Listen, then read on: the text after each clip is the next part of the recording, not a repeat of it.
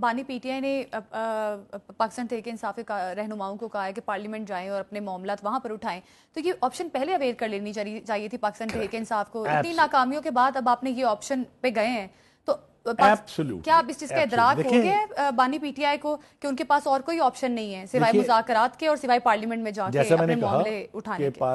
Establishment کے مکمل طور پر پوٹنگ دیئر فٹ ڈاؤن کے ہم نے بات آپ سے نہیں کرنی، کوئی چوائس نہیں رہی، آپ کو بات کرنی پڑے گی پارلیمنٹ کے ذریعے ہی حکومت سے. حکومت بھی ڈائریکٹ آپ کے ساتھ بیٹھنے کے لیے تیار نہیں ہے کیونکہ وہ تجربہ ناکام ہو چکا ہے.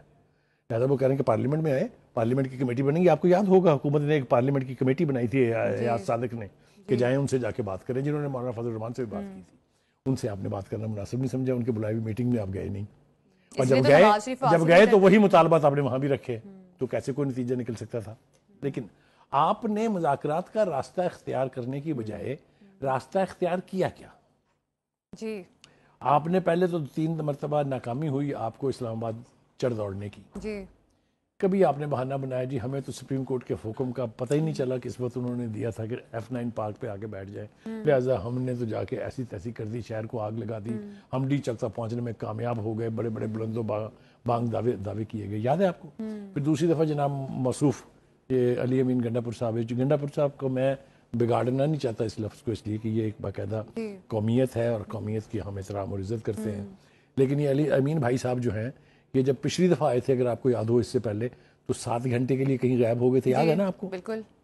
پھر دوسری دفعہ آئے تو پھر 1 رات پوری کے لیے، 1 رات اور آدھے دن کے لیے غائب ہو گئے، اور اچانک 12 ضلع طلسماتی جادوگر وہ ایک اڑن تشتری آئی اس میں بیٹھ کے وہ اسمبلی پہنچ گئے، اور اس دفعہ آئے پھر بھاگ لیے.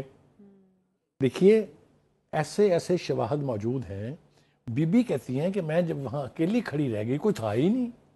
ان کے بھاگتے ہوئے کی فوٹیجز جو ہیں موجود ہیں، دیکھ لیں کتنے بندے ان کے ساتھ ہیں، کس طریقے سے وہ گاڑیاں بدل رہی ہیں، اور کتنا ریزسٹ کیا وہاں ورکرز نے.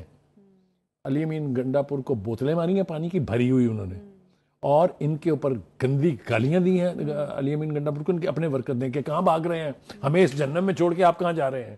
تو جس طرح یہ دم دبا کے یا دم اٹھا کے، وہ جو ہیڈ لائن تھی کراچی کے اخبار کی، اپنے بہت بڑا اخبار ہے وہ، کہ جی وہ پی ٹی آئی کی قیادت دم دبا کے بھاگ گئی.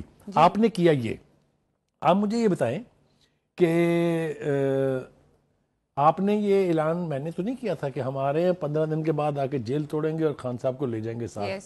آپ مجھے بتائیں جب آپ گھر سے یہ کرنے کے لیے نکلتے ہیں تو آپ کے پاس کوئی الادین کا چراغ ہے جو آپ رگڑیں گے تو جیل کا دروازہ کھل جائے گا؟ اس کا مطلب آپ پوری تیاری کر کے آئیں گے. آئے نہیں، وعدہ ہی نہیں یاد رہا ان کو. اس دفعہ آپ نے کہا کہ ہم کفن باندھ کے آ رہے ہیں، گھر والوں کو ہم نے کہہ دیا ساڑھے جنازے ایڈوانس پڑھ لو، ہم نہیں آئیں گے جب تک خان نہیں آئے گا. تو یہ اس کی تیاری بھی تو کر کے آئے ہوں گے نا اس کے مطابق. آپ میری بات سمجھ رہے ہیں کہ نہیں؟ جب آپ کفن باندھ لیں، کفن ساتھ لے کے آئیں، تو پھر آپ اپنے جو بھی آپ کے پاس ہتھیار ہوگا وہ اپنے دفاع کے لیے لے کے چلتے ہیں نا.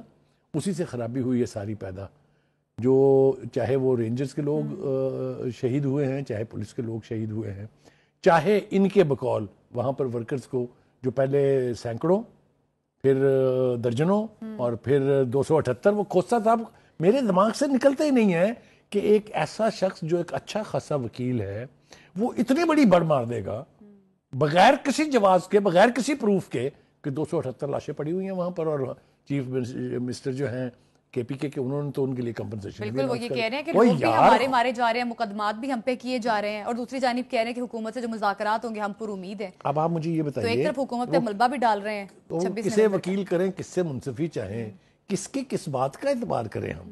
تو یہ صورتحال جو ہے بہت ڈینجرس ہے. ایک دوسری بات یہ ہے کہ اصل میں آپ نے مروا دیا اپنے معصوم ورکرز کو، جو بانی پی ٹی آئی کے عشق میں کہہ لیجئے، اس کے انفلوئنس میں کہہ لیجئے، اس سے محبت کرتے ہیں کہہ لیجئے، جو مرضی نام دے لیجئے، جو ان کے بانی کے نام پر نکلے، آپ کے ساتھ شامل ہوئے، اور آپ نے ان کو لاوارث چھوڑ دیا.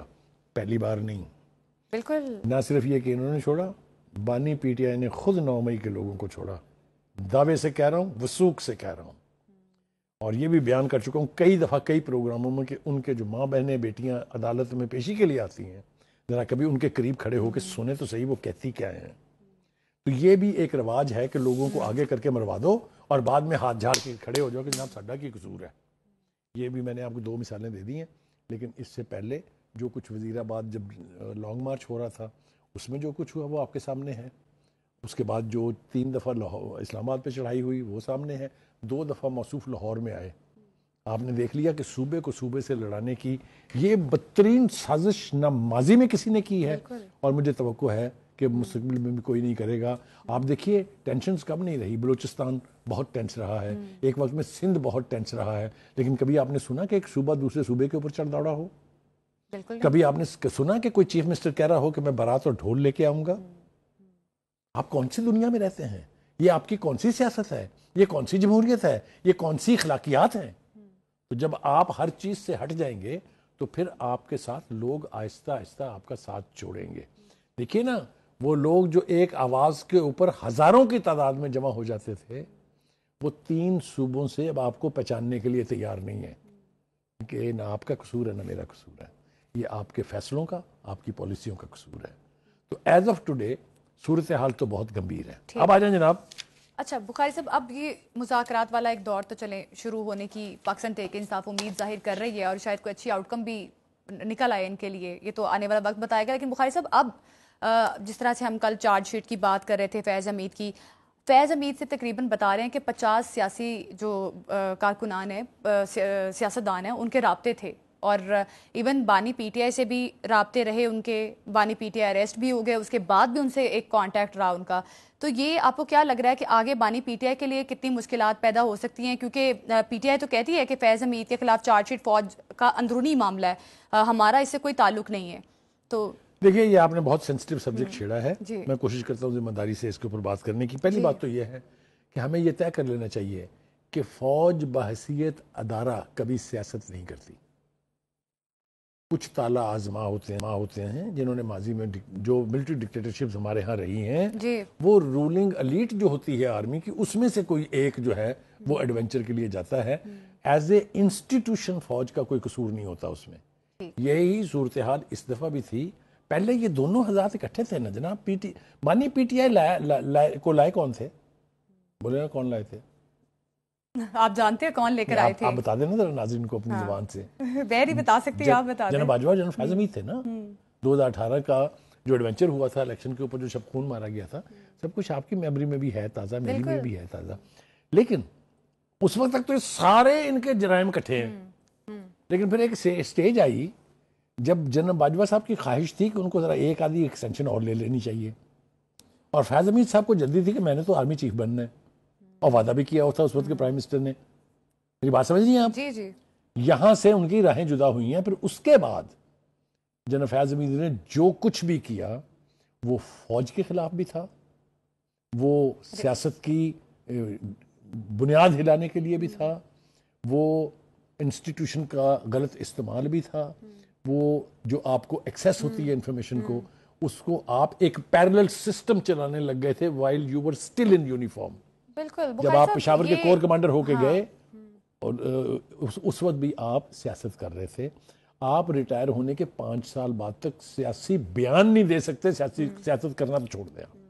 تو پہلی بات تو یہ ہے کہ جنرل باجوہ اور فیض حمید کی بانڈنگ کی آپ بات کر رہے ہیں بخاری صاحب. اب ایک بریک لیتے ہیں, بریک کے بعد یہیں سے کنٹینیو کریں گے. ہمارے ساتھ ہی رہیے گا.